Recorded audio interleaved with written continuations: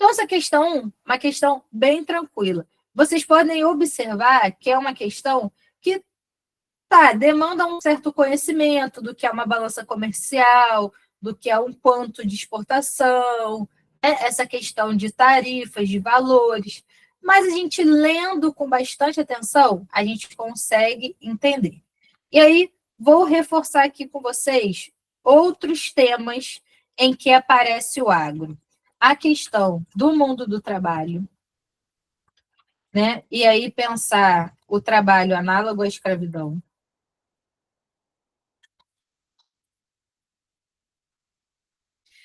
As questões de nível ecológico, e aí a gente vai pensar erosão de solo, desmatamento,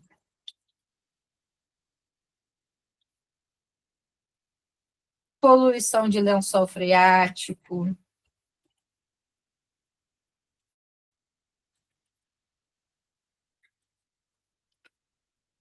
Lembrando que a prova de humanas é uma prova que junta, né, geografia com história, algumas coisas ali da sociologia.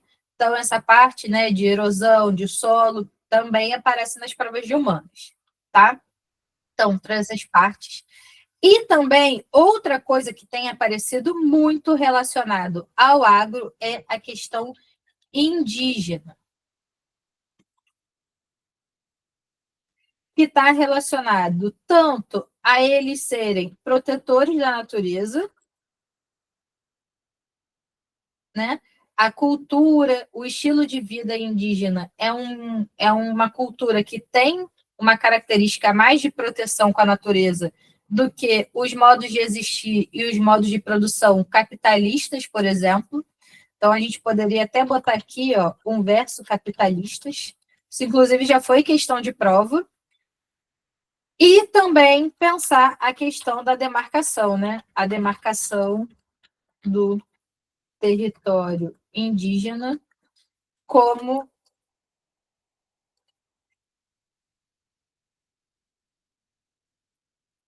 uma área de proteção ambiental.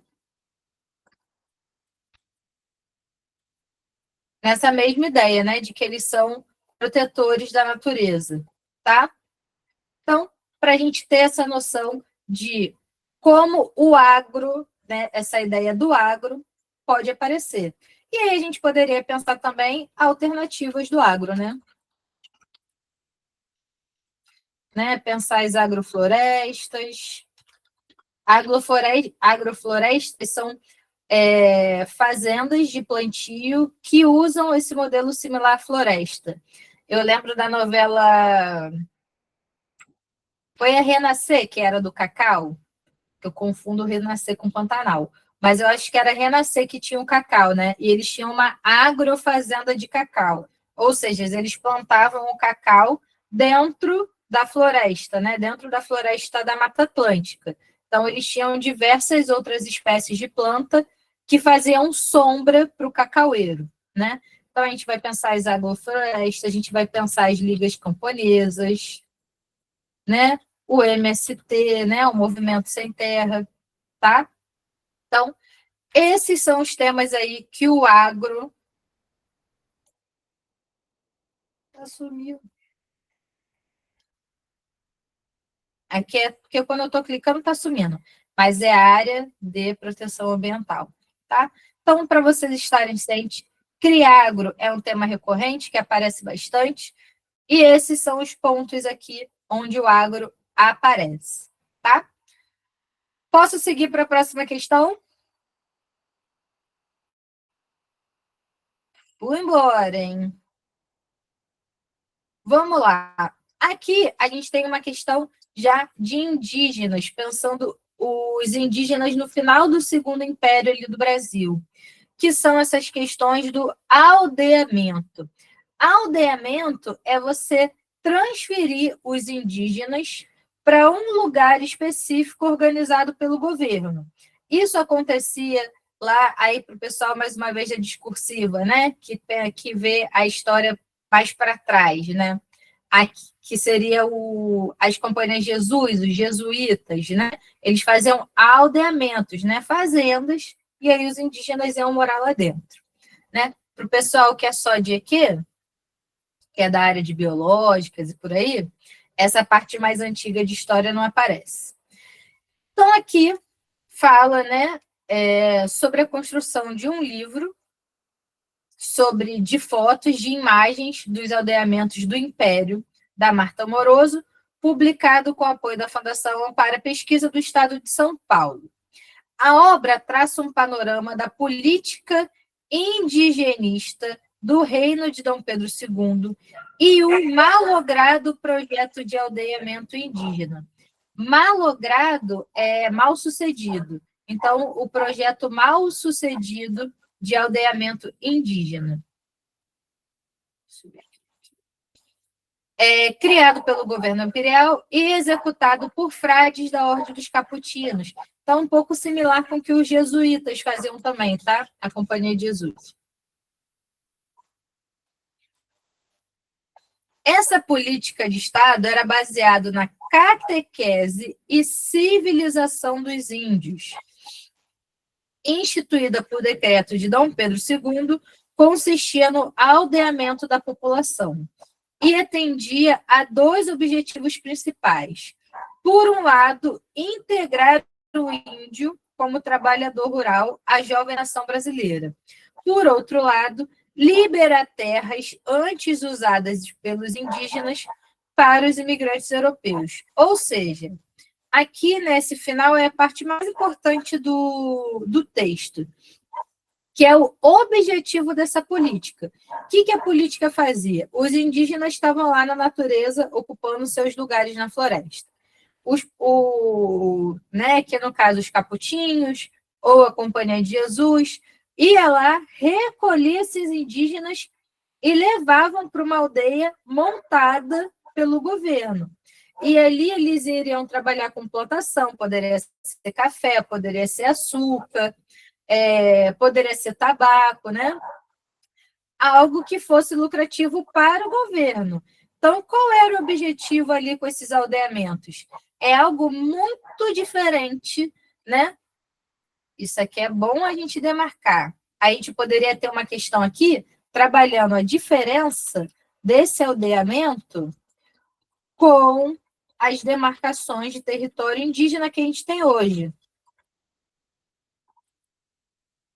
Meu teclado pula mais lento. Pulo, Então, qual é a diferença que a gente tem aqui? Nesse aldeamento, nessa política indigenista, que também vai acontecer na Primeira República, a diferença é que na Primeira República a gente não vai ter tanto a participação da igreja, porque, né, a virada do Império para a República, a igreja e o Estado se separam. Mas essa política ela continua, tá? De aldear esses indígenas. Então, na política de aldeamento, a gente tira os indígenas do seu território original e vai ensinar os indígenas a ser trabalhadores para o meu interesse. Na demarcação do território indígena, a gente vai ver qual é o território que essa etnia ocupa.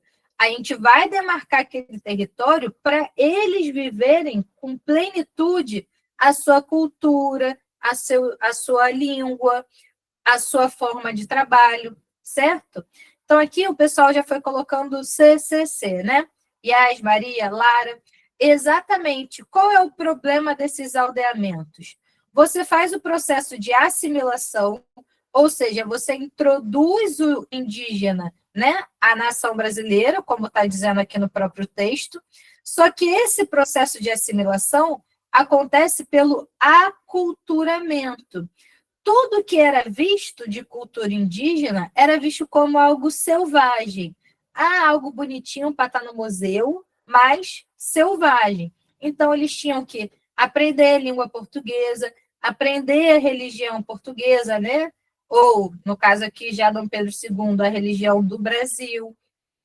Eles tinham que aprender as nossas técnicas de plantação, as nossas formas de trabalho, né? E aí eles vão perder, eles tinham que usar as nossas roupas, né?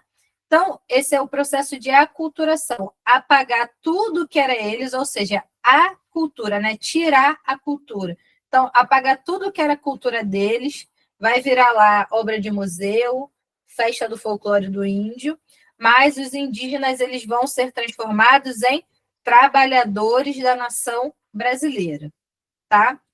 Então, isso é uma forma da gente pensar. Então, esse processo de aldeamento, ele acontece no Império e na República, tá? Na Primeira República. Essa política indigenista. Ela é Império e Primeira República, tá? Isso também é um processo similar que ocorre com a população africana. E com os africanos é ainda mais violento, porque eles são vistos como povos sem alma, então aí eles ainda têm o processo de escravização, de violência, né? Açoitamento, castigo físico e tudo mais. E aí o processo do sincretismo religioso, de modo geral, como acontece? Os negros eram proibidos de praticar a sua crença, porque a sua crença era demonizada, né? Os orixás e tudo mais eram vistos como pagãos, como demônios. E aí se colocava, né, nas fazendas, eles tinham acesso às imagens de santo católico. Então, uma forma deles disfarçarem, né, ou deles conseguirem fazer suas adorações, era fazendo, orando ali para o São Jorge, mas sentindo o seu próprio orixá. Por exemplo, em geral, São Jorge, no secretismo, é lidado como Ogum. Então, eles fazem essa mistura. Eles vão participar da fé católica, mas no seu íntimo eles estão ali misturando com a sua fé privada, né, de matriz africana. Até eles, aí nos quilombos, a gente também vai ver isso, até terem mais liberdade para viver as suas religiosidades de forma mais livre, tá?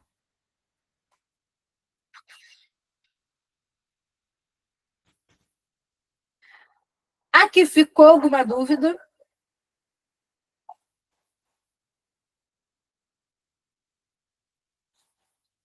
Show. A UERJ gosta de trabalhar com essa diferença, tá, gente? De como era na prova do ano passado, caiu a diferença de como era a política indígena na Constituição de 1824, né? Como era essa política indigenista na Constituição de 24, e como é a política para a população indígena na Constituição de 88, que é essa demarcação do território. Então, só para vocês terem essa ciência também, que esse tipo de política indigenista é uma política de aculturamento, é uma política, né, de docilização do índio, né? Quanto à política de hoje, é uma política de respeito à cultura e ao território indígena. 8, a gente tem aqui o Picasso. E aqui o texto fala sobre o cubismo francês e tudo mais, sobre a arte de Picasso, e como essa arte de Picasso foi uma influência das máscaras africanas. Mas essa influência das máscaras africanas, ela é algo que ficou meio que de lado na história, sabe? Então, foi sempre valorizado muito a arte de Picasso, mas pouco se fala sobre essas referências à arte africana, tá? Então, inclusive com esses monumentos, os monumentos que o Picasso teve acesso, se eu não me engano, até onde eu estudei, o Picasso ele nunca foi à África. Todo o acesso que ele teve à arte africana foi desses bens que foram, né, furtados, né, foram saqueados durante o período do imperialismo e levado para os museus da França. Na nossa aula, na nossa aula de sexta-feira passada, se eu não me engano, tinha uma questão falando sobre os museus. Quem estava aqui sexta-feira passada, dá o ok para mim se eu estiver certa. A gente falou sobre uma questão sobre os tronos do Reino de Benin, que estava no museu. E aí fala de um que tem no Museu Histórico Nacional, aqui do Brasil, que foi um presente, né, que o Dom João ganhou, e um que está lá em Londres, que foi saqueado. Então, muito dessas obras africanas e asiáticas que a gente tem nos museus da Europa foram saques cometidos durante o período do imperialismo, tá? E aí já vou descer para aparecer aqui as alternativas. Alguém levantou a mão. Levantou a mão mesmo ou sem querer? Não está aparecendo aqui para mim quem foi que levantou a mão.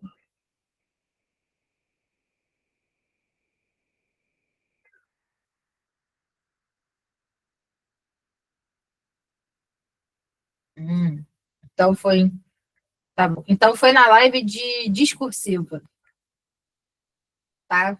Confundi aqui. Realmente, essa é uma questão que ela é discursiva.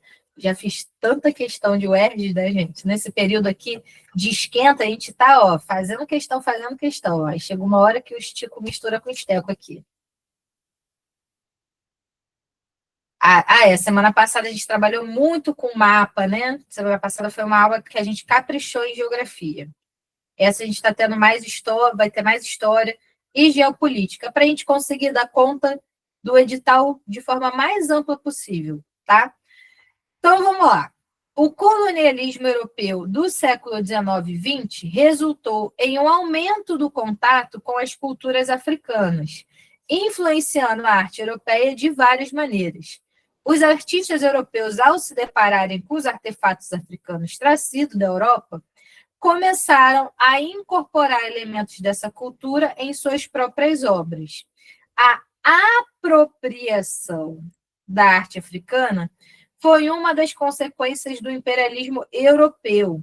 A concepção que orientou essas ações está indicada em, e aqui, cuidado.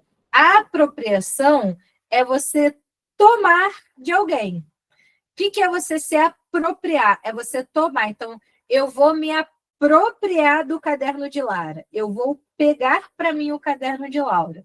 Então, se apropriar é diferente de ser inspirado, tá?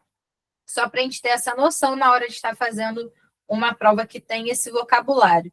Então, se a gente está falando de apropriação, a gente está falando de uma relação de poder, né? Entre a Europa e a África. Então, a Europa se apropriou, né? Pegou para ela a arte africana, inclusive sem dar seus devidos créditos.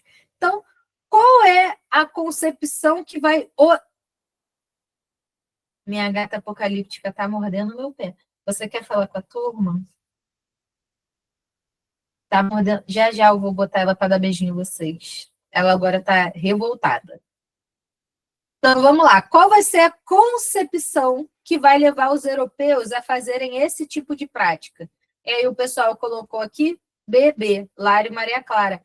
Etnocentrismo. O que é etnocentrismo? É a visão de que um grupo étnico é melhor que os demais e estão no centro do mundo. O que é centrismo, né? Colocar no centro. Então, etnocentrismo é pensar uma etnia no centro de tudo. Um tipo de etnocentrismo é o próprio eurocentrismo. Eurocentrismo é o etnocentrismo dos europeus. Os europeus se colocam no centro, tá? Então, algumas questões da UERJ trabalham com essa questão dos efeitos do imperialismo. E aí, os efeitos do imperialismo, a gente vai ter a ideia do racismo estrutural, né? Africanos e asiáticos, né, são vistos como grupos inferiores. A gente tem o problema da imigração, né? Por que o problema da imigração está dentro dos efeitos do imperialismo? O que o imperialismo fez? O imperialismo foi lá, colonizou territórios de África, lembrando que o mundo árabe é parte na África e parte na Ásia, também foi colonizado pelos europeus, né? Os franceses colonizaram boa parte dessa África subsaariana, né? Acima do deserto do Saara, onde a gente tem Marrocos, Argélia, né? E parte ali de Oriente Médio, que é para o mundo que faz essa conexão ali com a Ásia. Então, boa parte foi colonizada pela África. E aí, o que acontece? Eles foram lá, colonizaram, exploraram mão de obra, exploraram território, exploraram matéria-prima. E aí, foram embora, deixaram a situação desses territórios em escassez, em conflitos de guerra política, né? Deixaram essa região totalmente instável. E aí, essas pessoas agora saem de seus territórios de África e Ásia e vão para a Europa, para o território dos seus antigos colonizadores. E aí, dois territórios sofrem muito com esse problema. Um é a Itália. A Itália, por que a Itália sofre muito? Porque a Itália, né, a botinha da Itália, fica no mar Mediterrâneo, que é o mar que faz essa ligação entre o mundo árabe e a Europa. Então, quando as pessoas fogem de barco, principalmente, né, elas fogem de barco pelo mar Mediterrâneo e chegam na Itália. E aí a Itália é um país que hoje sofre com problemas de xenofobia, eles demandam, né, auxílio de outros países da Europa para poderem lidar com esse excesso de imigrantes. Outro país que sofre muito com isso é a França, porque a França foi um dos maiores colonizadores do mundo. Então, boa parte dessa população que é árabe é de país francofônico, ou seja, falante francês, e tem dupla cidadania. As colônias francesas tinham dupla cidadania. Então, eles saíam de África e iam para a França, onde eles tinham sua dupla cidadania. Então, por exemplo, astros do futebol francês, né, o Thierry Henry e o Zinedine Zidane, não são nascidos na África. O Zidane é argelino. O Thierry Henry, eu não lembro não lembro se ele é argelino também. O Zidane, eu tenho certeza que ele é argelino. Né? Quando a gente vê a foto, né, da seleção francesa, que foi campeã do mundo na Copa anterior, né, essa última eles perderam para a Argentina, na anterior. Quando a gente vê a foto da seleção, inclusive da seleção de hoje, boa parte dos seus jogadores são negros e árabes. Se eu não me engano, apenas tinha um francês, que era francês assim, branco, né? Francês ariano, vamos dizer, que era o Griezmann. Então, é uma sociedade hoje eles já são nascidos na França, o Mbappé ele é nascido na França, mas a família dele é africana, né? Então a gente tem esses dois países que vivem muito esse impacto da imigração imperialista, tá? Que é a França e Itália. Outra questão também vai ser essa parte, né, cultural, de apagamento cultural da África, saque de arte, né, de monumentos religiosos, tá? Então, os efeitos do imperialismo. Por que quando eu faço isso, some? Vou botar para baixo. Ficou só aí. E está com implicância. Então, aqui é a imigração e cultural, efeito cultural, tá? Vamos embora para mais uma. Aqui deu um errozinho ali na hora da edição e saiu repetida. Aqui temos Primeira República, uma charge, né, que mostra. Posso. Aqui é 50 repetida com a primeira. Opa!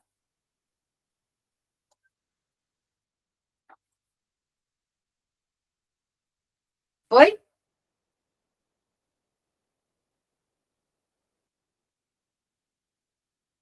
Aqui é uma questão de Primeira República.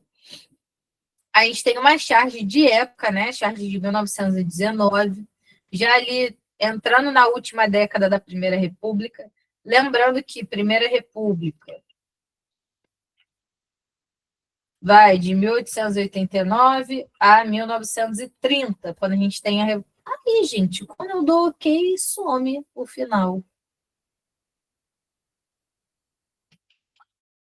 Vamos ver se eu vou conseguir enganar eles. Ah, enganei eles. Então, vou botar 3 tracinhos no final para não sumir. Então, vai de 1889 a 1930, que é quando a gente tem a Revolução do Vargas. Nesse período de 1819, como mostra aqui na charge, a gente tem um problema muito grande de fraudes eleitorais, tá? Aqui é um tipo de fraude que era muito comum para a época. Então, a gente tem, né, os votos escrito Rui. Aqui foi um período onde quem concorreu foi o Rui Barbosa contra o Epitácio Pessoa. Então, as cédulas eram colocadas na urna escrito Rui e saíam escrito Epitácio. Aqui o demôniozinho está até escrito Maquiavel. E por que Maquiavel? Maquiavel é o filósofo lá do Príncipe, que fala que os fins justificam os meios, né? Que o poder está acima de tudo. Então, é um diabinho ali, né? Mostrando que se a fraude eleitoral for dar poder para o Epitácio, então, que fraude, né? E a gente tem, então, aqui o Epitácio recebendo os votinhos dele. Uma curiosidade, o Epitácio Pessoa é o único presidente da Primeira República que está fora do eixo ali, São Paulo, Minas e Rio Grande do Sul. Ele é paraibano, o Epitácio Pessoa. Então, vamos lá. A revista Careta apresentava de charge, era uma revista de charges. E caricaturas com crítica ao processo eleitoral durante a Primeira República, que vai de 89 a 30. As eleições foram frequentemente manipuladas pelas oligarquias regionais, que exerceu o controle sobre o eleitorado através do coronelismo. Além disso, práticas como a falsificação de resultado e a exclusão de adversários políticos eram comuns. Esse resultado resultava em uma democracia limitada devido a, e aqui Maria Clara, Lara, Eduarda colocaram, né? Coerção eleitoral. Coerção é agir com violência sobre os eleitores. Algo que a gente pode chamar de voto de cabresto, tá? Então,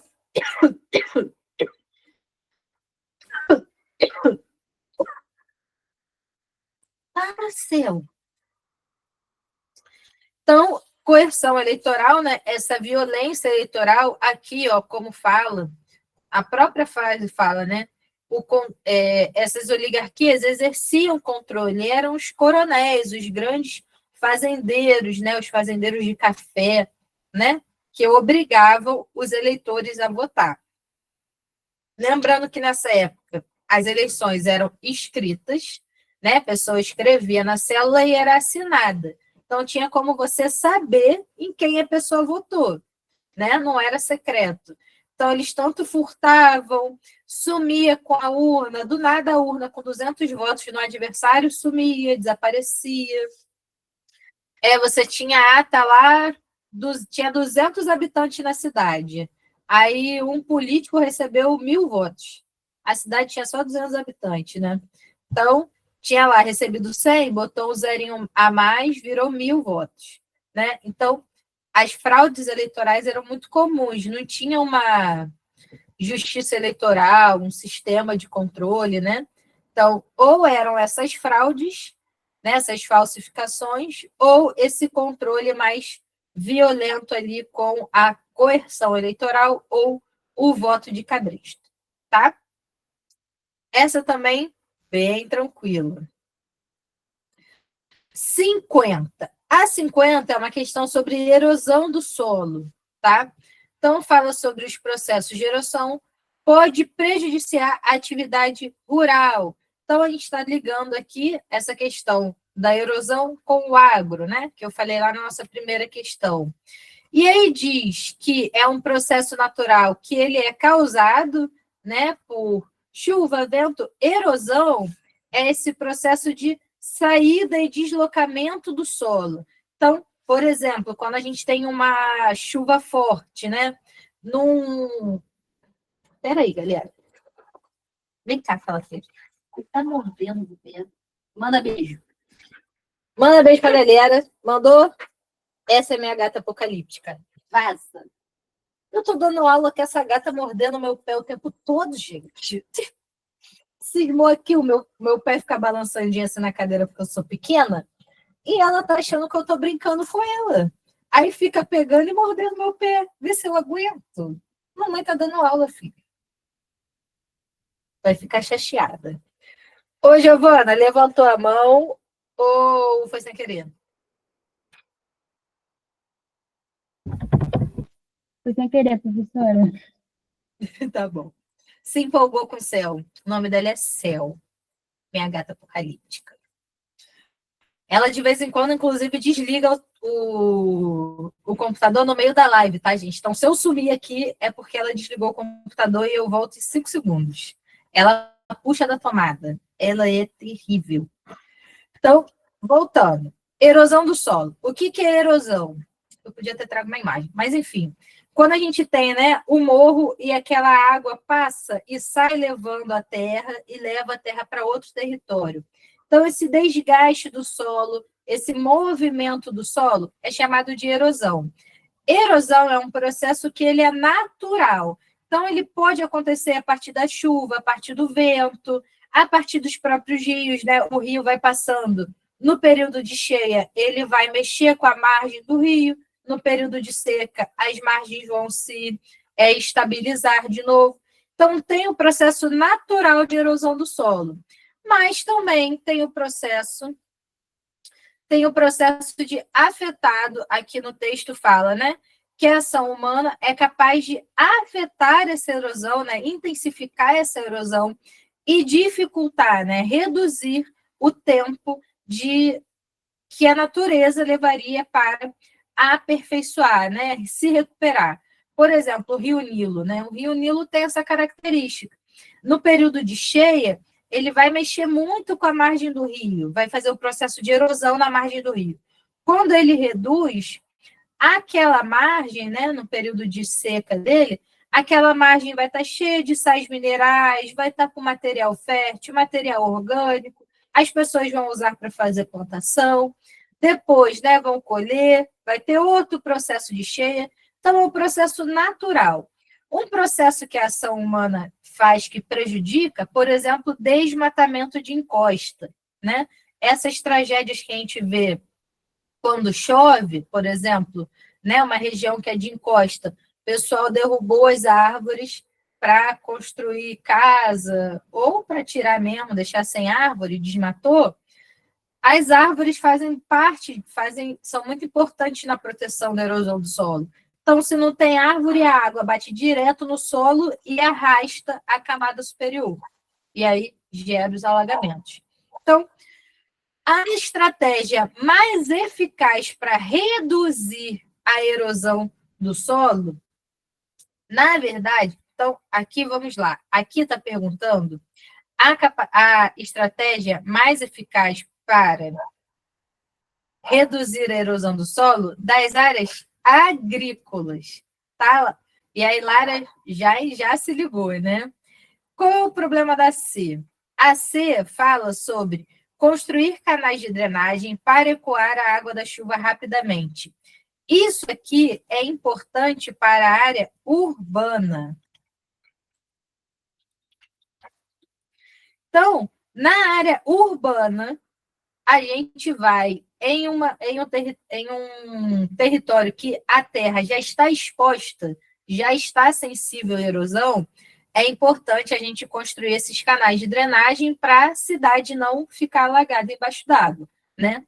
Agora, quando a gente fala em área agrícola, que é o destaque da questão, e aí eu sempre falo isso com vocês, né?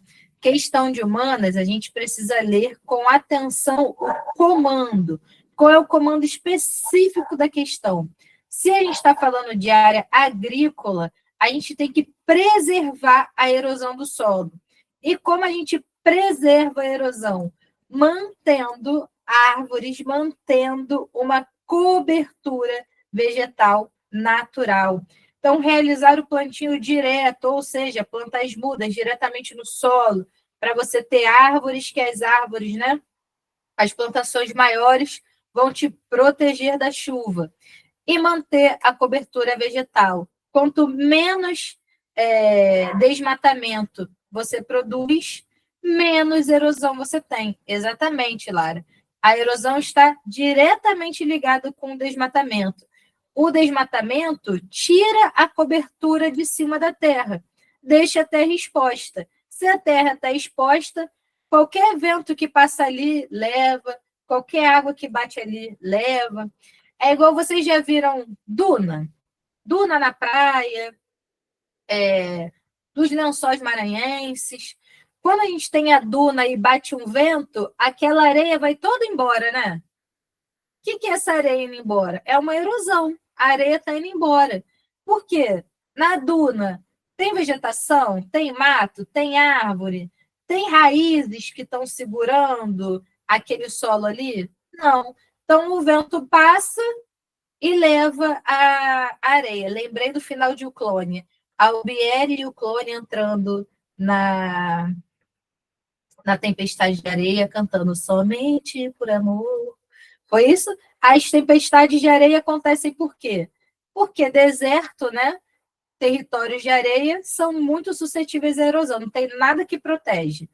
Agora, quando a gente tem uma floresta, a gente tem mato, a gente tem raízes ali segurando o solo, a erosão é mais lenta. Ela acontece, mas ela é mais lenta. Se a gente desmata, aumenta a erosão, tá? Então, aqui foi essa dúvida entre C e B, sabia que ia ficar ali, mas a C é uma proteção mais urbana e a B uma proteção mais rural, mais agrícola, que é o que a questão pede, tá? Então, seguimos. Aqui é uma questão sobre o pré-sal, tá? Essa questão do petróleo é algo que a gente tem que estar atento, porque a gente está num processo de debate sobre a perfuração de poços de petróleo na foz do Amazonas. Descobri que esses 3 tracinhos aqui eu engano ele. O que é isso? Né? Está se debatendo se na região ali de litoral da região amazônica foi descoberta uma bacia importante de poços de petróleo, inclusive outros países aqui de América Latina já fazem perfuração próximas à região, e aí está se debatendo, né, se o Brasil vai fazer ou não essas perfurações e quais são os impactos ambientais que essa perfuração pode trazer, né? Caso a gente tenha um escapamento de óleo, né? O que vai acontecer? Esse óleo vai chegar à Foz do Amazonas? Como é que isso fica? Então, a gente pensar a questão do petróleo, da Petrobras, é importante, já que, como eu falei, a UERJ é uma prova que cobra muito a atualidade. Então, vocês têm que estar atentos. Eu sempre falo, né? O pessoal tem Instagram, tem Twitter, segue G1, BBC,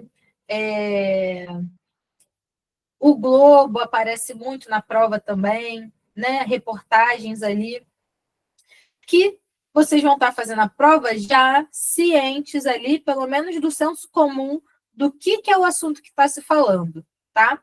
Então, pensar o petróleo pode cair também na parte de química, né? Nessas outras partes da prova, quanto na parte aí de geografia e humanas, tá? Então, vamos lá. O pré-sal é uma área de reservas petrolíferas que fica debaixo de uma profunda camada de sal, formando uma das várias camadas rochosas de subsolo marinho. Lembrando que essas camadas são contadas de baixo para cima. Então, pré-sal, sal, pós-sal, oceano, tá? Só para a gente não confundir. É de baixo para cima. No Brasil, essa camada compreende uma faixa que se estende ao longo de 800 quilômetros, que engloba do Espírito Santo a Santa Catarina, né? Então, praticamente todo o litoral do Sudeste brasileiro. Abaixo do leito do mar, além das bacias sedimentares do Espírito Santo, Campos e Santos, né? Que aí é litoral de São Paulo, tá? Campos do Rio, Santos, São Paulo. Então, vamos lá.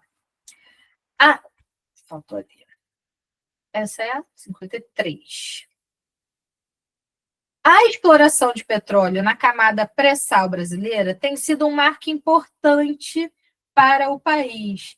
No entanto, apresenta desafios tecnológicos e ambientais específicos. Um dos desafios relacionados à exploração no pré-sal é... Aqui, ó, é algo que a gente poderia, caso a gente tivesse uma questão, né, sobre esse petróleo, a gente poderia estar muito voltada, né, a esses desafios ambientais. E aí, vamos lá. Já tivemos a alternativa B. Vou dar mais uns segundinhos aqui para vocês lerem, ver se alguém coloca mais alguma alternativa. Ou se vocês concordam com o Eduardo.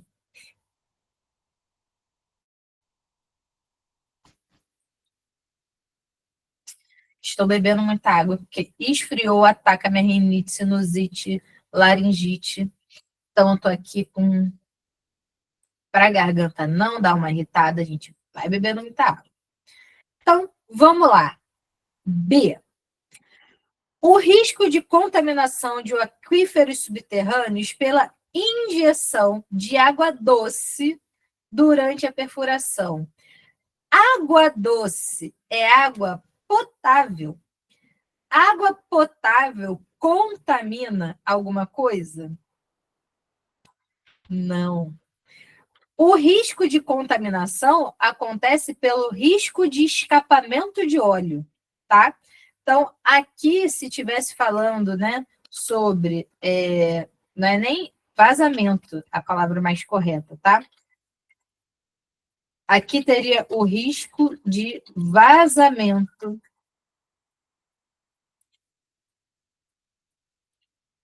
de óleo, tá? Então, água doce, lembra, né? Água doce é água potável. Água potável não produz contaminação. Ah, professora, mas tá jogando água doce no mar? É no oceano, galera, né? Então, para você dessalinizar o oceano, não tem água que o ser humano consiga atacar no oceano para diminuir a quantidade de... para conseguir diminuir a quantidade de sal do oceano, tá? Lembrando que aqui a gente está falando de pré-sal, no meio do Oceano Atlântico. Então, mesmo que se use água doce, né, para fazer o processo de perfuração, a água doce em si, né, a água potável em si, não é suficiente para dessalinizar o Oceano Atlântico. Essa aqui é uma questão um pouco mais difícil, porque ela demanda de um conhecimento específico, que é esse conhecimento da área do petróleo, tá? Então, aqui a gente vai ter na C a necessidade de desenvolver tecnologias para perfurar a grandes profundidades e alta pressão. Eita, Lili. Deixa eu pegar minha borracha aqui. Qual era a grande coisa? Grande profundidade. Eu brigo com o PDF, tá, gente? Sempre é esse problema. Ah lá. Ah lá. Porque ele me irrita também. Qual é o grande problema do pré-sal? Quando se desenvolvem as tecnologias de perfuração, vocês já estiveram na praia, olharam e viram essas plataformas de perfuração? Em geral, os poços de petróleo que são perfurados ou são em terra ou são em águas rasas. Aqui até tem essa questão aqui, ó, na A, eles até colocam isso para dar uma confundida, águas rasas. O problema é justamente porque o pré-sal, ele é uma região de águas profundas. E aí, quando a gente fala em profundidade oceânica, a gente tem esse problema da pressão. Então, não sei se vocês lembram, né, o caso dos bilionários que foram de submarino ver o Titanic, que aí o submarino explodiu, né? Ele chegou numa pressão tão alta, teve um vazamentozinho ali e buf, pocou, né? Explodiu devido à alta pressão. Qual é o nosso grande problema com o oceano? Quanto mais fundo, mais pressão você tem sobre os corpos, né? É como se a cada tonelada de água é uma tonelada sobre o corpo, né? Então, se fala que a gente conhece mais o espaço do que o fundo do oceano, porque o espaço é vácuo, né? Então, a nossa dificuldade com o espaço é a distância, né, que os bichos vão. Agora, no oceano, é pressão. A gente ainda não consegue desenvolver tecnologia de material, de resistência, para lidar com a pressão. Então, quanto mais profunda a água, mais pressão tem e mais tecnologia precisa. Né, a descoberta do pré-sal já tem alguns anos, eu lembro que eu estava na escola, isso faz muito tempo, lá em 2008, 2007, tá? Então, o Brasil já hoje é um polo de tecnologia de perfurações para grandes profundidades. Então, hoje a gente já tem isso. Mas o nosso principal impacto com o pré-sal foi desenvolver essa tecnologia, tá? De perfurar em grandes profundidades e em alta pressão. Aqui fala da baixa qualidade do petróleo do pré-sal, isso também está errado, tá? Inclusive, algumas áreas são até de refino mais simples do que outros tipos, né? Um refino mais simples para a produção de derivados, gasolina, plástico, enfim. Então, essa aqui também está errada. A única que está corretinha é isso da grande profundidade e alta pressão. Professora, se cai alguma coisa sobre o petróleo lá de Foz do Amazonas, vai estar muito relacionado com o impacto ambiental sobre os riscos de vazamento e contaminação, né, das águas ali da região, tá? Então, vamos lá.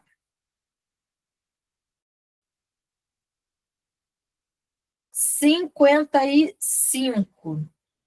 55, a gente está falando aqui sobre crise de 29 e República de Weimar.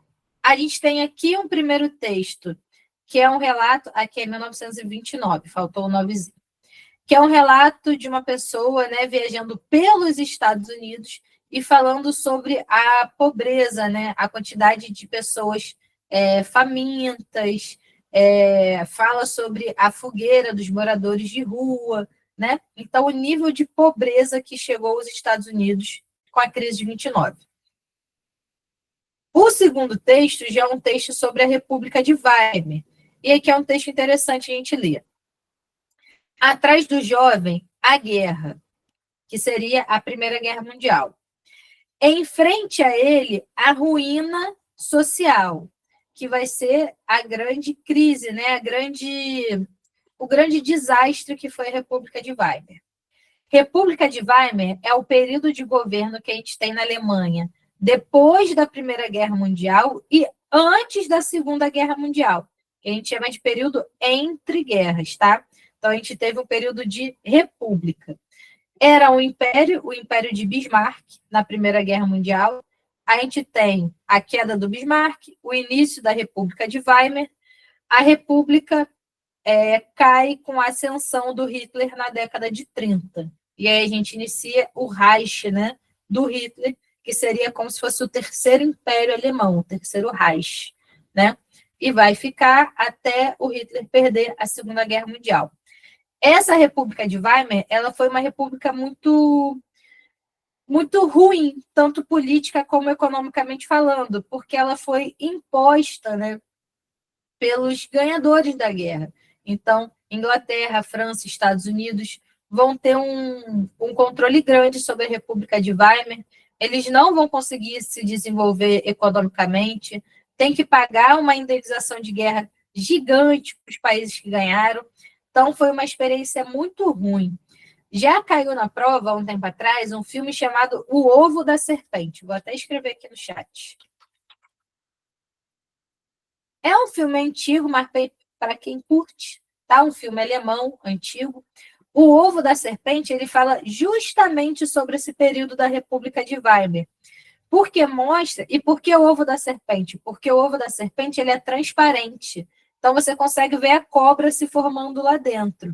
E aí, essa ideia de que a República de Weimar era um sistema tão horroroso que dava para se ter noção que a consequência daquele período ia ser algo tão desastroso e violento como foi o nazismo alemão. Bipolaridade, Guerra Fria. Cuidado. Aqui estamos falando de período entre guerras. Guerra Fria é depois da Segunda Guerra Mundial, do de Weimar, Segunda Guerra Mundial, tá? Então, vamos lá. Aí que fala, né, da ruína social, a esquerda estava sendo impulsionada pelos comunistas e a direita pelos nacionalistas. Aqui, nacionalistas são os nazistas. Então, o que o texto está falando? Você tem um jovem. O jovem olha para trás e vê a derrota vergonhosa e a humilhação da Primeira Guerra Mundial e do Tratado de Versalhes, que está até aqui, né? Tratado de Versalhes após a Primeira Guerra Mundial. Ele olha para o tempo presente, né? Ele olha para onde ele está, é uma república falida, uma ruína social, fome, miséria, destruição. Ele olha para a esquerda, vê os comunistas da União Soviética, né? Reza a lenda lá, né? Tem as charges do Stalin rindo de cima do seu palácio durante a crise de 29, porque, como a Rússia estava fora da economia capitalista, a economia capitalista entrou em ruína e a Rússia ficou de boa. Então, quando ele olhava para a esquerda, ele tinha os comunistas. Quando ele olhava para a direita, ele tinha os nacionalistas, que são os nazistas. Então, a vida de um jovem durante o período ali entre guerras na Alemanha era realmente um processo de confusão mental e de falta de dignidade humana muito grande. Não à toa que a gente tem a ascensão do fascismo naquela região, tá?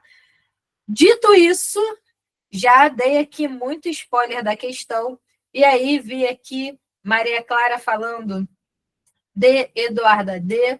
Lara viu que, beleza, viu bipolarização, já falou, opa, mas bipolarização é uma palavra-chave para Guerra Fria. Essa resposta aqui está todinha Guerra Fria. Bipolarização econômica, ou seja, a gente sai da guerra com o mundo dividido entre o bloco capitalista, que é Estados Unidos, Inglaterra e França, e o bloco comunista, que é a União Soviética. E o fim do totalitarismo. Quando a Guerra Fria acaba, a gente tem a derrota ali do Hitler e a derrota do Mussolini. O Mussolini é preso durante a reconquista, né, da Itália, ele é preso e condenado à morte, e o Hitler se suicida quando o Exército Vermelho chega em Berlim.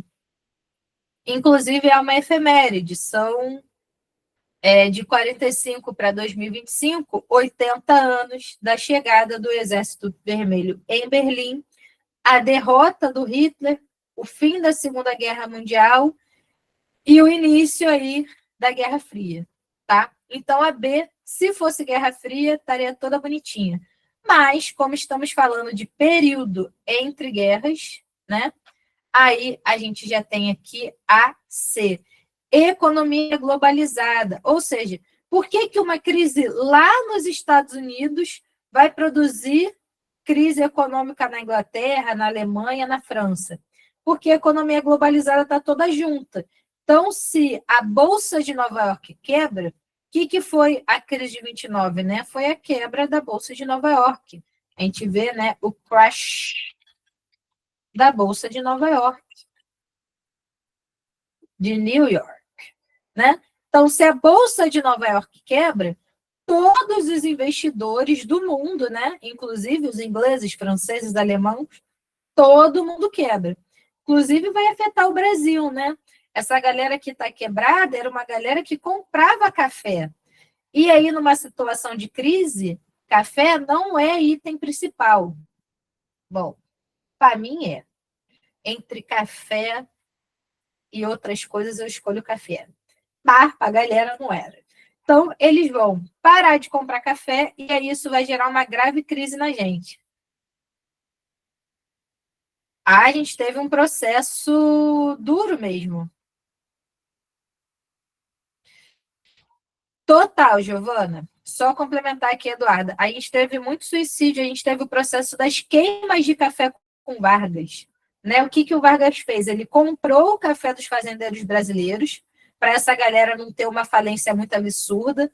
Então, ele vai pegar dinheiro do Estado e vai comprar esse café. Só que esse café está tão assim, sem valor nenhum, que ele taca fogo no café para você ter menos café oferecido no mercado de trabalho e isso aumentar o preço do café. O revanchismo tem tudo a ver com o Tratado de Versalhes. O Tratado de Versalhes humilha a Alemanha. A Alemanha perde território colonial na África, perde território da própria Alemanha, perde a Alsácia e a Lorena para a França, fica devendo uma dívida de guerra gigante para a Inglaterra e França. A Alemanha fica proibida de desenvolver um exército. Então, nesse período, a gente tem esse processo aí do revanchismo, né? A Segunda Guerra Mundial, ela é uma consequência da Primeira. É uma consequência da forma como o lado vencedor humilhou a Alemanha. Inclusive, os próprios Estados Unidos, eles não assinam esse tratado, porque eles acham que é exagerado demais. E um tipo de tratado desse não resultaria boa coisa, né? Então, resultou, né, a Segunda Guerra Mundial, uma sociedade pobre, miserável, que vai ver ali, de um lado, os comunistas, eles não apoiavam os comunistas, e aí quando você tem um grande líder, né, com grande poder de retórica, dizendo que o nazismo é a salvação nacional, com o espaço vital, aumentar o território alemão, né, e contra os judeus, que os judeus eram um grupo que estaria envenenando e roubando a sociedade. Uma pessoa que está em situação de desequilíbrio, de miséria, né? Ela vai acreditar e vai embarcar. Ela está vulnerável, né? A esse tipo de discurso. Aqui deu para a gente falar de Primeira Guerra, de entre guerras, crise de 29. Acabamos falando sobre bastante coisa.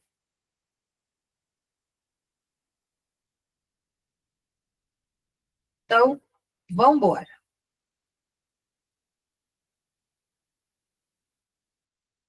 A 55 é um tema que a gente já falou, né, sobre os imigrantes. E aí fala sobre esse assunto da xenofobia. Por que a xenofobia é o preconceito contra grupos étnicos? Então, por exemplo, preconceito contra nordestinos, preconceito contra japoneses, preconceito contra árabes, tá? É um grupo étnico. Preconceito contra ciganos, né? Então, isso é uma xenofobia. E aí, na Europa, a gente tem uma tendência de uma xenofobia grande contra os árabes. Por exemplo, na França, a gente tem leis que proíbem o uso da hijab, que é esse lenço, né, que as mulheres árabes usam. Eles usam como desculpa a questão de segurança. Mas se a gente for pensar por esse lado, tinha que ser proibido touca, balaclava, né, capacete. Então, a gente tem aí algumas leis de restrição, algumas práticas, né, preconceituosas em relação aos árabes. E aí pergunta por quê, né? Por que a xenofobia tem esse problema, né? E aqui o pessoal falou entre A e B. Vamos lá. A fala sobre a completa ausência de políticas de integração e acolhimento de imigrantes em todos os países europeus. Por que eu marquei exatamente essas palavras? Porque isso aí, Eduardo, a gente tem que ter muito cuidado em questão de humanas com essas palavras generalistas. Completa, todos, totalmente, sempre, nunca. Tá? Porque em humanas, diferente das exatas, né? É exatamente, falei semana passada, né? É difícil a gente ter algo assim muito demarcado. Então, por exemplo, a gente tem políticas muito fortes da ONU, né? A gente tem tratados sobre refugiados, sobre os imigrantes refugiados. A gente tem políticas de assistência aos países. A gente tem países que são mais abertos, que aceitam mais os imigrantes, né? Tem políticas públicas de assistência, tipo Bolsa Família para os imigrantes árabes, tá? Só que alguns países têm intolerância, né? E aí, a B, percepção de que os imigrantes representam uma ameaça à identidade cultural e ao mercado de trabalho local. Show! Quando a gente fala em França, né, a gente tem um país muito marcado por esse purismo cultural, né? Tem essa história, né, de que os franceses se recusam a falar inglês, né? Que eles sabem, eles entendem. Se a pessoa falar inglês com eles, eles vão entender e vão responder em francês. Eu lembro muito de não sei se vocês conhecem, Patrícia Ramos, uma blogueira.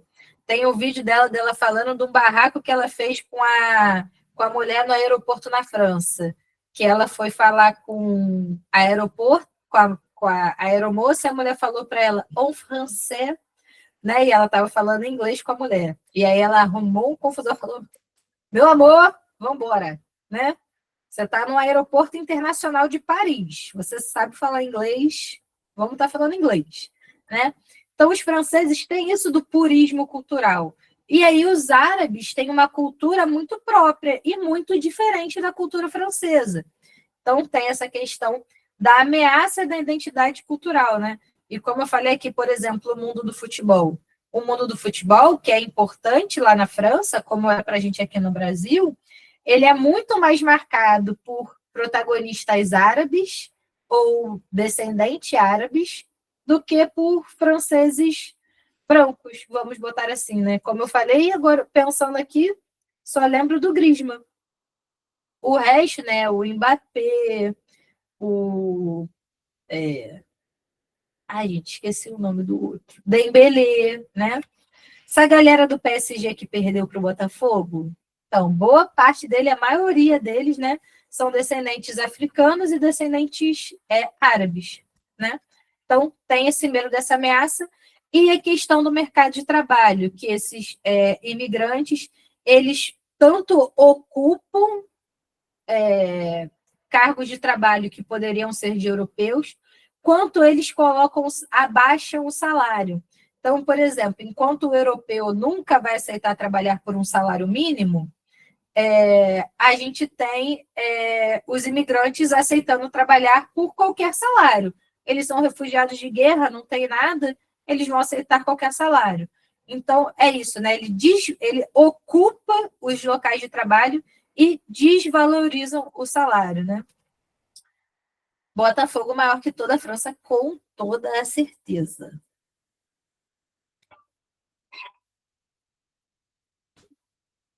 Exatamente. A gente fala isso também, por exemplo, nos Estados Unidos. Quando a gente vê filme, quem são as empregadas domésticas, né? São os latinos, as latinas.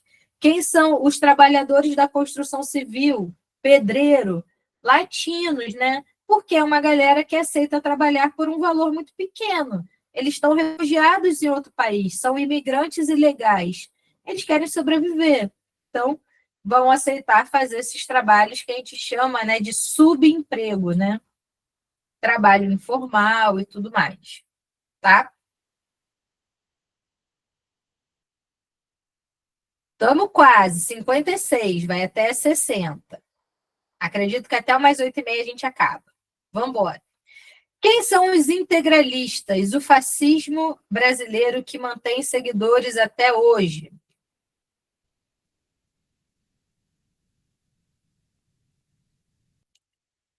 Vamos lá, Eduarda. Sim, recentemente vi um vídeo de uma atriz que aqui no Brasil a pessoa foi para fora, a mãe recebia bem aqui e lá virou empregada, né?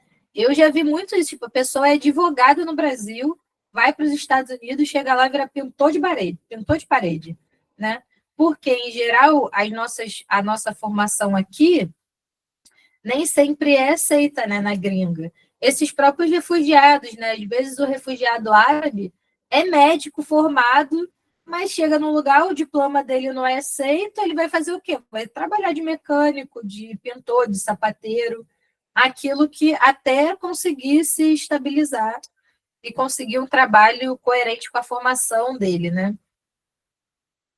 E aí, vamos lá. Aqui fala sobre o Plínio Salgado, e sobre a visita que ele faz à Alemanha no período do fascismo. Ele conhece o Mussolini e ele fala dessa inspiração, né, que fez ele levar a construir, né, o movimento. Então, antes dele organizar o Partido Integralista, ele organiza o movimento integralista. Os integralistas são os camisas verdes. Os fascistas do Mussolini eram os camisas pretas. E aí os integralistas aqui eram os camisas verdes. Os integralistas, eles foram aliados do Vargas antes do Vargas assumir o poder, porque o Vargas tem esse negócio do autoritarismo político, né? Inclusive de inspirações fascistas. A nossa própria CLT, né, Consolidação das Leis Trabalhistas, ela tem inspirações na Carta de Lavoro do Mussolini. Essa visão do corporativismo, do trabalhismo Vargas, tem uma inspiraçãozinha fascista. Então, o integralismo até foi um aliado do Vargas em um momento, mas logo assim que o Vargas assume o poder, ele coloca tanto os integralistas quanto os comunistas, que eram os rivais diretos ali, na ilegalidade, né? Então, todo mundo que não era o próprio Vargas ficou ilegal. Lembrando que o Vargas é uma ditadura, tá, galera? Trouxe diversos benefícios para o Brasil, a gente falou sobre o Vargas na outra aula, né? As estatais, a Vale, a Eletrobras, a Siderúrgica, a Petrobras, no segundo mandato dele, no mandato democrático, trouxe a CLT, Ministério do Trabalho, valorização da cultura afro-brasileira, mas era um ditador, tá? Então, vamos lá. O integralismo brasileiro e o fascismo italiano compartilhavam várias semelhanças. Entre os principais princípios de semelhança, podemos destacar qual? Vi uma galera aqui que colocou B, uma galera que colocou D, e tivemos dúvida com essa palavrinha aqui, ó, ritualismo. Ritualismo são esses marcos de um ritual para um grupo. Então, por exemplo, tanto fascistas quanto nazistas, esse negócio da mão assim, isso é um ritual, né? A saudação, Rei Hitler, é um ritual. Eles serem uniformizados, né? Eles serem os camisas verdes, no caso do Mussolini, os camisas negras, isso é um ritual, né? Então, eles tinham missas. Quando a gente tem umas fotos mostrando casamentos integralistas, velórios integralistas. Então, eles são muito marcados por esses ritos, né? Aquilo que os diferencia dos demais, né? Então, eles têm uniforme, eles têm vocabulário, eles têm cultura própria. Isso é um ritualismo. Qual é o grande problema da B? Arianismo. Deixa eu botar em vermelho. E aqui tem que ter um cuidado, porque arianismo é algo próprio do nazismo.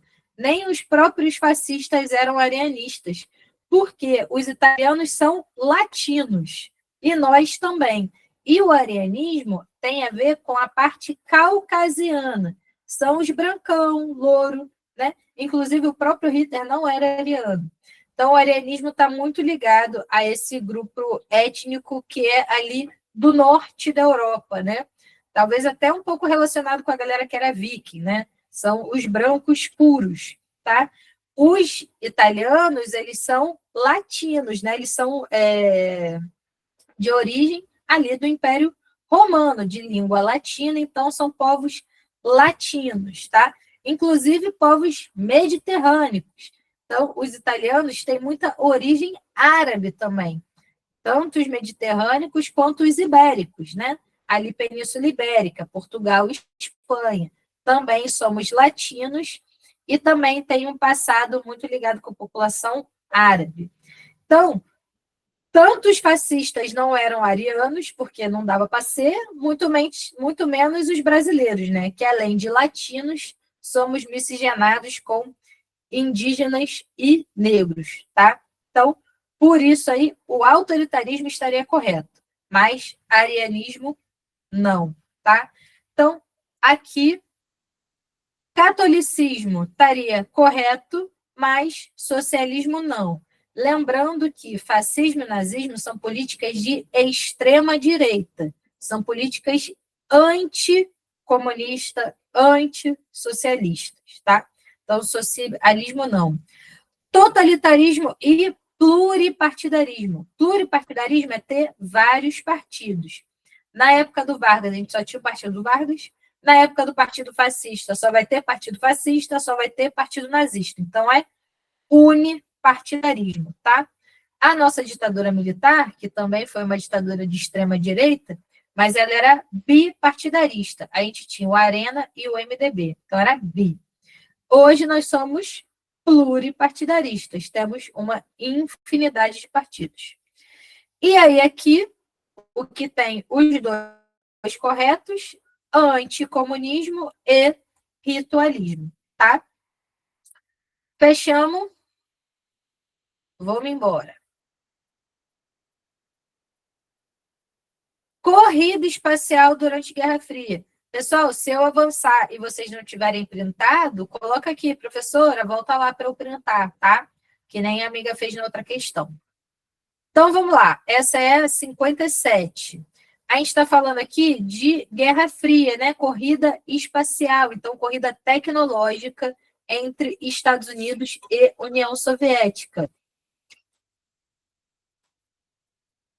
Eu sabia que eu tinha ido rápido. Voltei.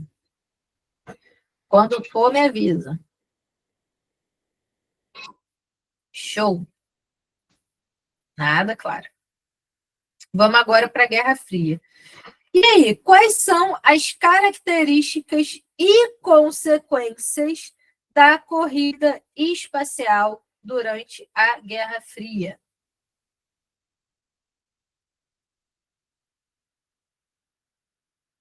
Essa disputa tecnológica, quem vai para o espaço, quem vai para a Lua, né? Então, na corrida espacial, a União Soviética ela sai na frente, ela envia o primeiro homem à Lua, né, com o Yuri Gagarin, manda a primeira cachorra, né, manda a Laika, primeiro ser vivo, depois manda o Yuri Gagarin, mas os Estados Unidos passam à frente mandando o Neil Armstrong ao espaço. E aí, na aula passada, eu falei do filme, né, Estrelas Além do Tempo. Vira e mexe, ele passa na sessão da tarde, que conta a história de 3 mulheres negras da NASA.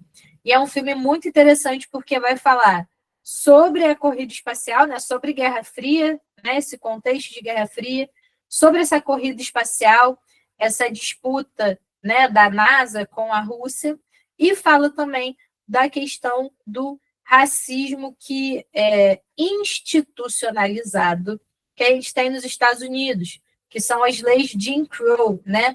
Onde a gente vai ter banheiro para branco, banheiro para negro, faculdade para branco, faculdade para negro, e por aí vai, tá? Que é algo que cai muito na prova. Lembrando que esse ano faz 70 anos da prisão da Rosa Parks, né? Que é a ativista negra que foi presa no ônibus porque se recusou a levantar para um branco sentar, né? E aí ela vai participar de movimentos junto com Martin Luther King, junto com Malcolm X. Depois a gente tem a Fundação dos Panteras Negras.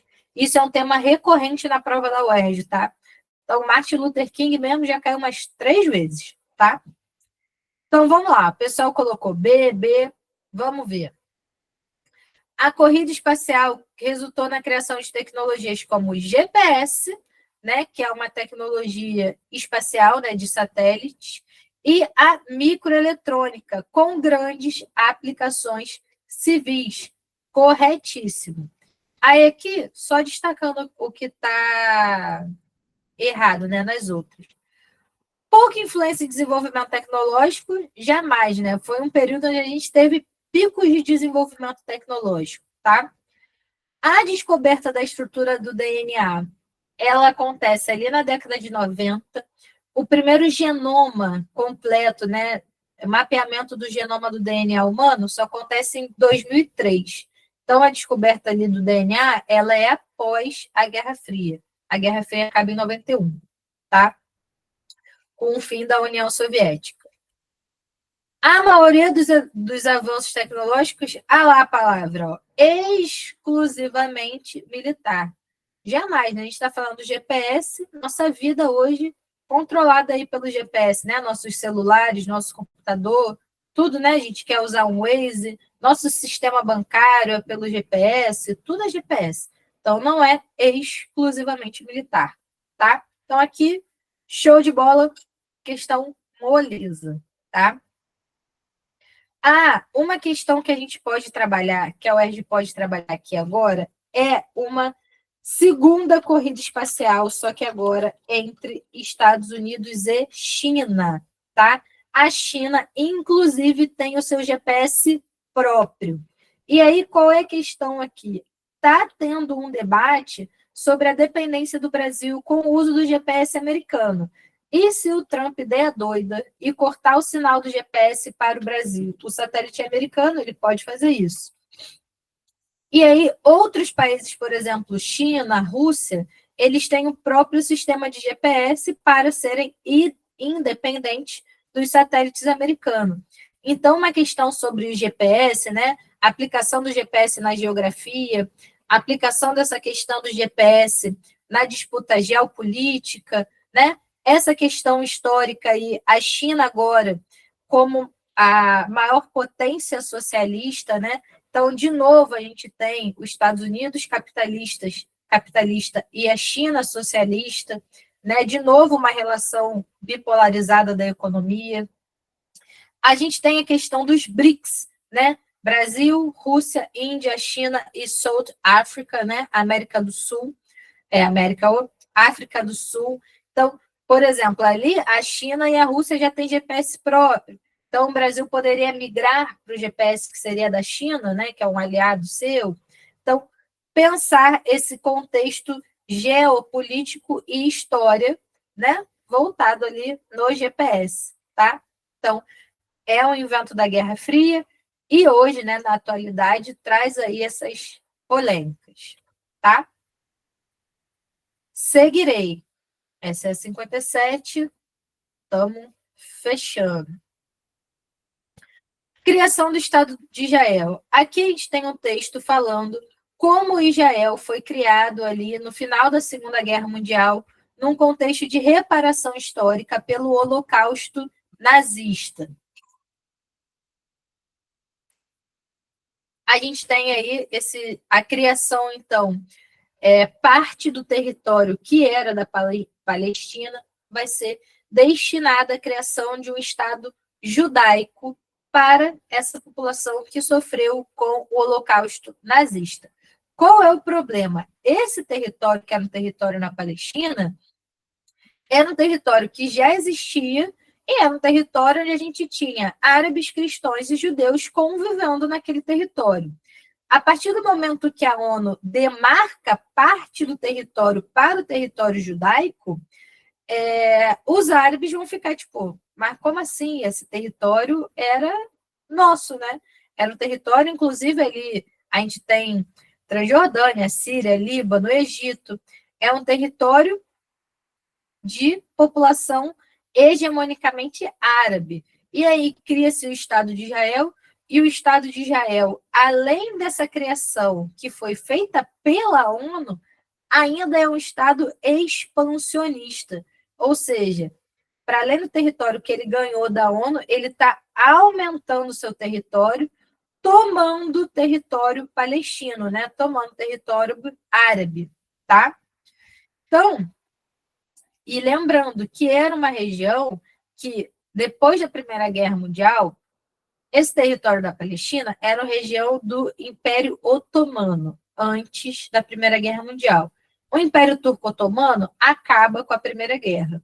E essa parte passa a ser uma área de influência da Inglaterra. E a França também é um país ativo nessa região. Por exemplo, o Egito, Líbano, também teve áreas de influência da França e da Inglaterra também. O Egito foi colonizado pela Inglaterra também por muitos anos. A gente tem foto, inclusive, da Rainha Elizabeth lá no Egito, num período ainda de colônia. Enfim, Conforme a gente tem o final da Segunda Guerra Mundial, a Inglaterra demarca parte daquele território junto ali com a ONU, com a França, dá parte desse território para o Estado de Israel, tá bem? E, como eu falei, né, a população árabe local não aceita, principalmente porque o território demarca o território de Israel, mas não demarca o território palestino. Tinha essa ideia de Jerusalém ser uma cidade internacional, ser uma cidade de todos os povos, e aí os árabes não aceitaram isso, a população local não aceitou essa demarcação. E aí, o Estado de Israel tem o seu reconhecimento demarcado e o Estado da Palestina não, tá? E aí, vamos lá. O conflito entre palestinos e israelenses se intensificaram com a criação do Estado de Israel, que deu origem ao que ficou conhecido como questão palestina. Uma situação de conflito no Oriente Médio que permanece sem solução até os dias atuais está ligados à intervenção internacional na ocupação do território. Opa, vermelho não, vermelho é para questão errada. Vamos apagar. O pessoal colocou A, né, no chat? Exatamente. Ou seja, a gente tinha um território que era naturalmente ocupado por diversos povos. Os europeus, para compensarem o erro dos europeus, vão pegar um território na região de Oriente Médio e dar para os judeus, né? Então, um problema que eles fizeram, um problema que os europeus fizeram, né? Os alemães fizeram o Holocausto, para resolver um problema deles, eles vão pegar um território que é árabe, né? Que é do Oriente Médio. Isso vai gerar esse problema, obviamente, gigante, que dura até hoje, né? Então, desde quando Israel foi fundado, lá na década de 40, até a atualidade, a gente tem conflitos, né? Inclusive, um dos conflitos desse processo é o conflito da OPEP, dos países produtores de petróleo, né? Ali na década de 70, é um marco ali para o processo de declínio do milagre econômico da ditadura brasileira, né? E aí a gente vai ter crise no Canal de Suez, que é no Egito, a guerra de Ampuri. A gente tem vários conflitos nessa região do Oriente Médio por essa intervenção dos europeus e também dos Estados Unidos, né, da própria ONU, no território no mundo árabe, tá? Inclusive, outros problemas teriam a mesma resposta, né?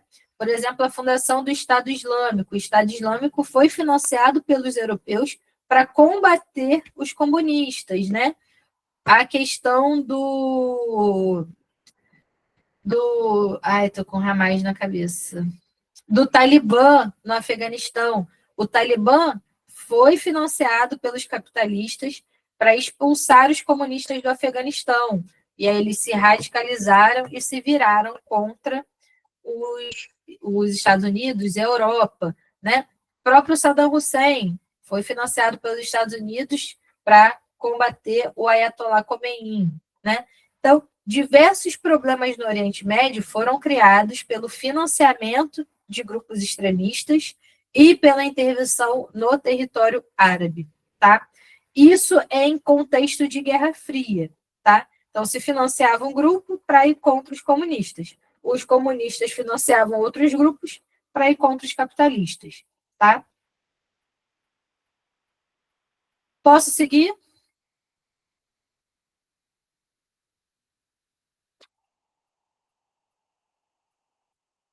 Helena, para o pessoal que está assistindo aqui pelo gratuito, eu estou recomendando ir printando a tela, tá? Para vocês terem acesso a esse material, tá bem? Para estudar.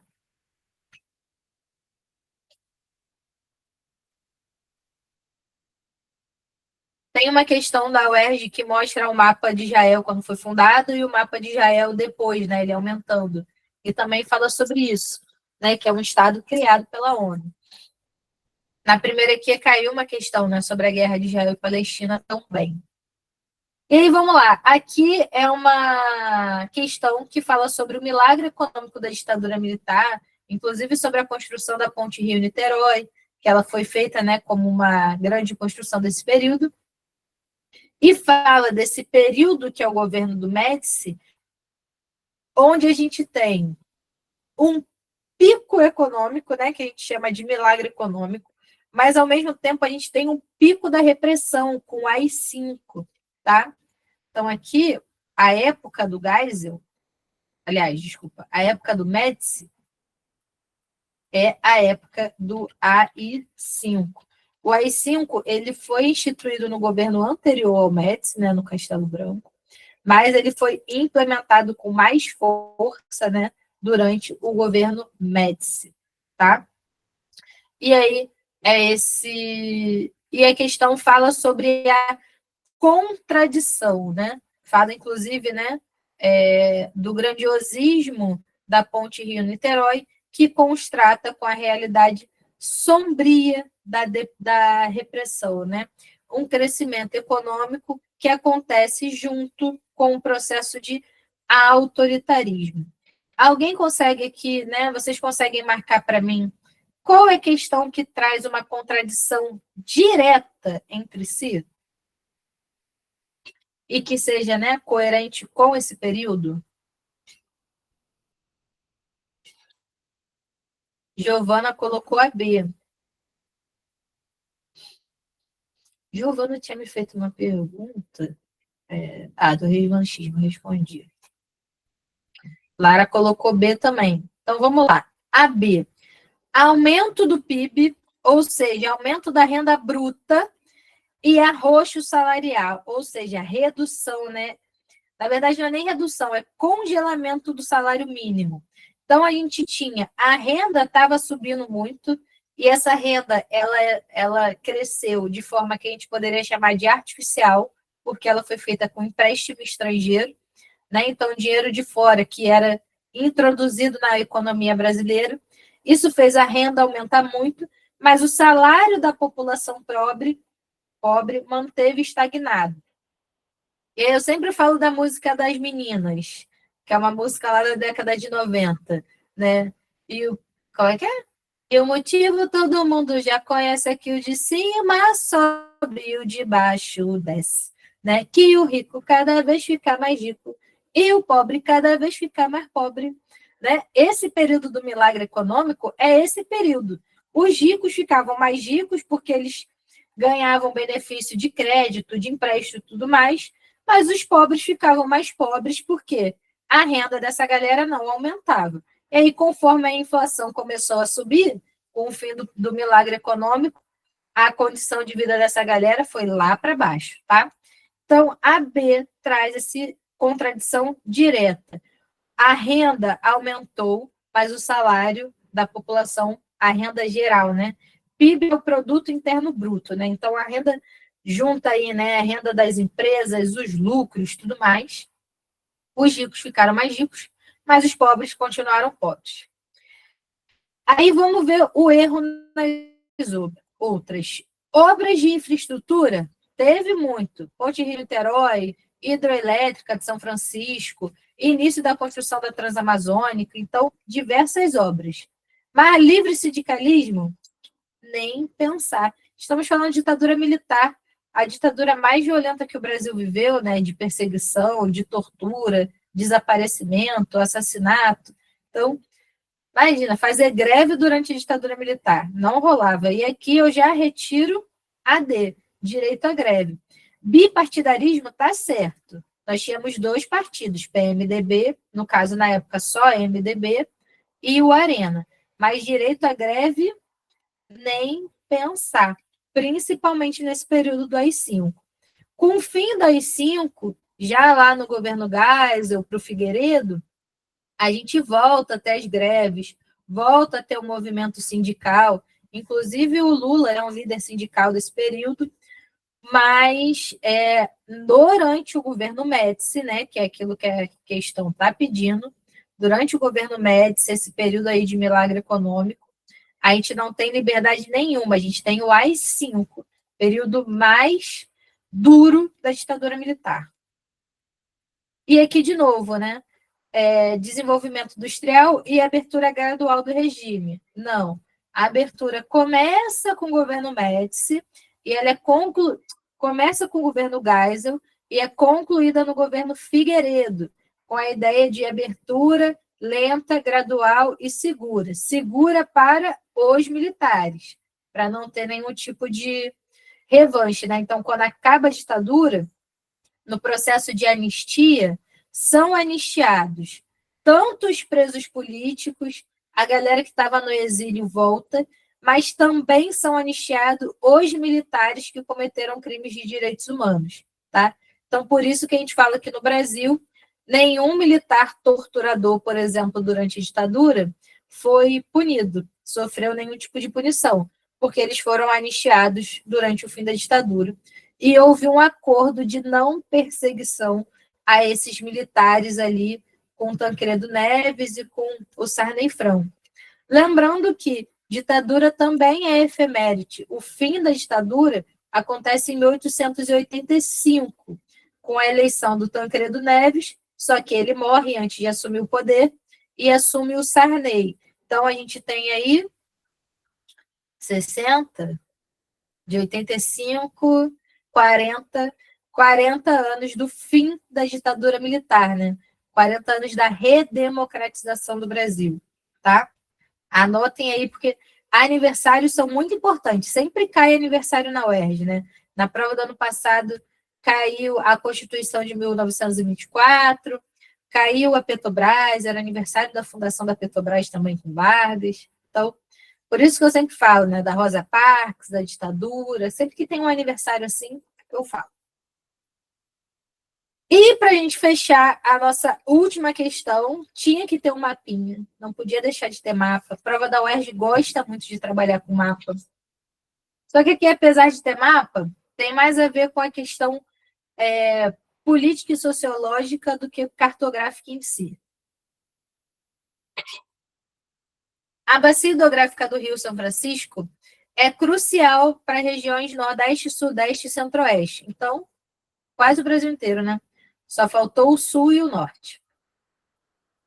Contudo, enfrenta desafios como a gestão dos recursos hídricos. Lembrando, né? Recursos hídricos é água. Estamos falando aí do Rio São Francisco. Importantes para diversas atividades econômicas, como a pecuária, navegação e abastecimento. Vários interesses geram conflitos pela água, pela forma como essa água é usada, principalmente em áreas com estresse hídrico. Estresse hídrico é pouca água ou seca, tá? Então, regiões de pouca água, regiões de seca, né, como o Nordeste do Brasil, a gente tem mais conflitos, tá? Então, vamos lá. Sobre a bacia hidrográfica do Rio São Francisco, os conflitos por recursos hídricos é correto afirmar que... O que vocês acham aí dessa questão?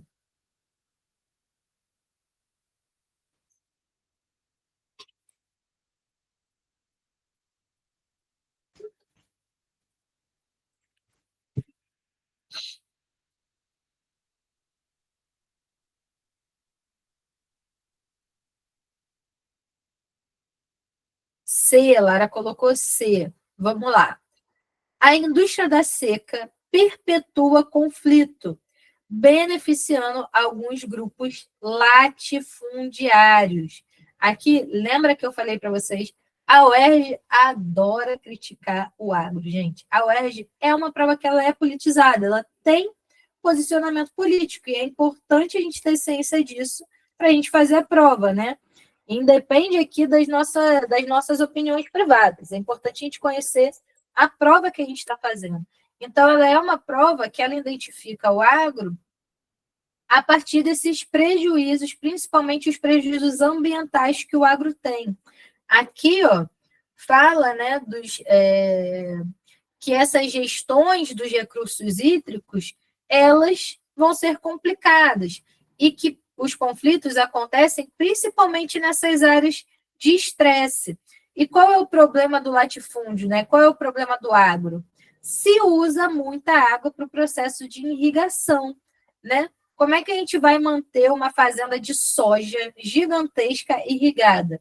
A partir do recurso hídrico. Então, é você retirar a água do Rio São Francisco para destinar para as fazendas para plantação de soja, né? E é uma água que não necessariamente vai retornar para o rio. Ela não vai ir para o lençol freático. Se for para o lençol freático, vai contaminado com agrotóxico, né? Então, essa questão do latifúndio é muito problemática para pensar sobre a situação da seca e sobre os recursos hídricos, o uso da água, tá?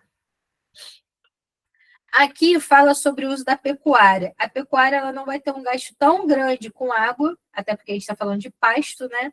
Quanto plantações de soja, plantações de café, por exemplo, tá? Então, aqui, ó, a C. A transposição do rio resolve a escassez de água, tá vendo? Resolve, definitivo. Não, ela auxilia o problema da escassez de água. Ela gera melhoras no problema de escassez de água, tá? Essa obra de transposição do Rio São Francisco, que iniciou no governo da Dilma e teve partes concluídas já no governo Bolsonaro. D, a gestão integrada, aí de novo, eliminou os conflitos. A própria questão fala que tem conflito até hoje. Então, a alternativa que está mais certinha é a C. A indústria da seca, né, o problema da seca, perpetua esses conflitos, beneficiando principalmente os latifundiários, aí, o agro, principalmente a galera da soja, tá? Então, chegamos na 60, para lá é tabela periódica. Um dia eu juro que eu vou entender esse negócio, gente. Não é para mim esse universo aqui. Eu só sei o H de hidrogênio, o O de oxigênio e alguns poucos outros. Eu falo que isso é tudo mentira. Inventaram para vocês que isso é verdade, está todo mundo acreditando até hoje nisso. Uma vez eu vi que circulou aí um vídeo de IA manipulando, né, esses objetos da tabela periódica. Poxa, é maneiríssimo. Corta o ferro, corta o mercúrio, aí o mercúrio fica líquido. Um bom uso aí para os vídeos da inteligência artificial, para a gente estudar os elementos químicos. Mas é isso, galera. Eduarda, eu que agradeço a participação de vocês. Um super beijão. Na próxima sexta-feira, a gente vai ter mais um aquecimento ERG, tá? Lembrando, né, que final do mês a gente tem a nossa prova de EQ. Então, vamos arrasar na prova. Semana passada a gente viu bastante conteúdo, né, da parte de cartografia, de geografia. Hoje a gente já viu mais essa parte de geopolítica, né? Interpretação de texto. Cuidado com essas palavras, né? Muito generalistas nas questões de humanas. Atenção a esses comandos, né? Que a gente teve o comando que pedia diretamente para a área agrícola. Está pedindo uma contradição, então a gente tem que ver algo que seja oposto um ao outro, tá? Então, muita atenção a isso. Para o pessoal de discursiva, a gente se vê quarta-feira. Para o pessoal de EQ, beijão sexta-feira. E terça-feira, meu grupinho de humanas, né? Nosso grupo privado, a galera de humanas, que está focando em discursiva. Nós vamos ter aula na terça-feira, 7 horas, tá? Quarta-feira, correção de discursiva. Sexta-feira, simulados EQ, esse aquecimento para a prova que vai ser sucesso. Beijão, meus gloriosos. Até semana que vem. Tchau, tchau.